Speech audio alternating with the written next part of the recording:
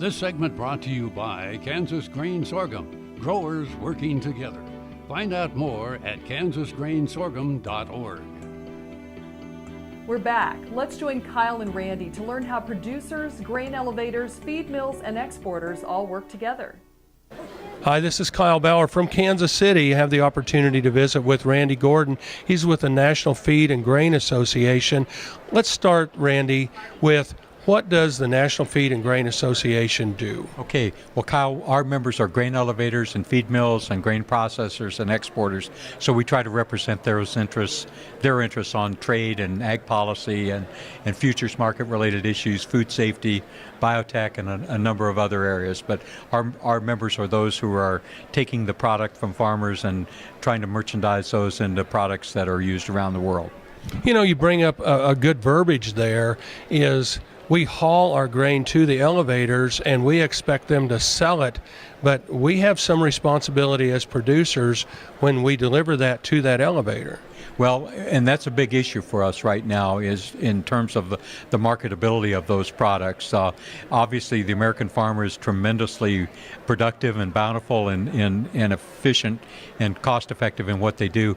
But in the area of biotechnology in particular, one of the concerns we have is that some new traits are being introduced into the marketplace and commercialized by technology owners that may or may not be approved in some foreign markets. So that's a big consideration for us in terms of whether those commodities can have a market going forward. So we think it is really important as we get through these kinds of situations where there may be a trait that needs to be channeled or stewarded in a particular way, that the technology owner step up and bear responsibility there, but also that farmers are aware from conversations with their local elevators as to whether there's a good market for those kind of commodities. You use the word channel, and it's probably a great visual because of the fact that the elevator can do just fine with finding a home for those things. They just need to know ahead of time what they're dealing with so they put them in the right channel. That's right, and a lot of our members have a very strong feed market or other kinds of outlets where they can, if they know what the trait is, get it to the right buyer. But the worst case scenario for us is obviously if there is an unapproved trait and that company is involved heavily in an export market where that trait may not be approved, of having that contaminate, if I can put quotes around that word, an entire bin, and having that bin then basically be devalued and be available only for instance, a feed market going forward. So it is a big issue that there needs to be that kind of two-way communication with growers throughout the marketing season.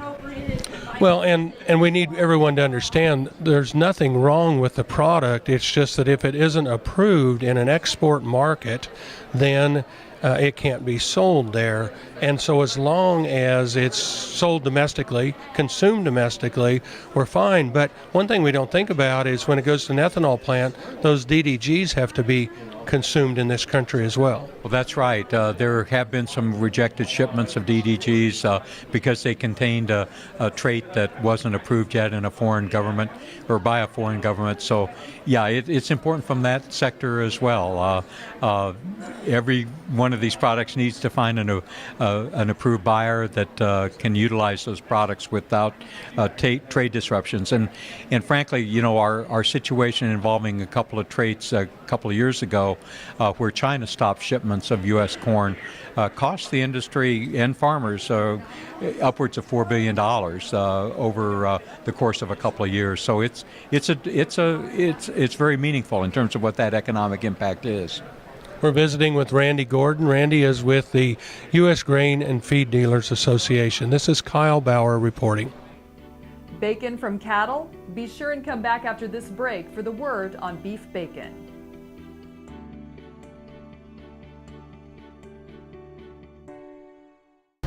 Buying a car shouldn't be this hard.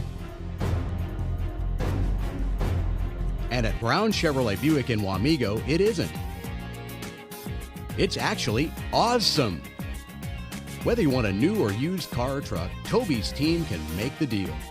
Even if you want to custom order a new car or truck, Toby's team can make the deal. See Toby's team at Brown Chevrolet Buick in Wamego. We're awesome.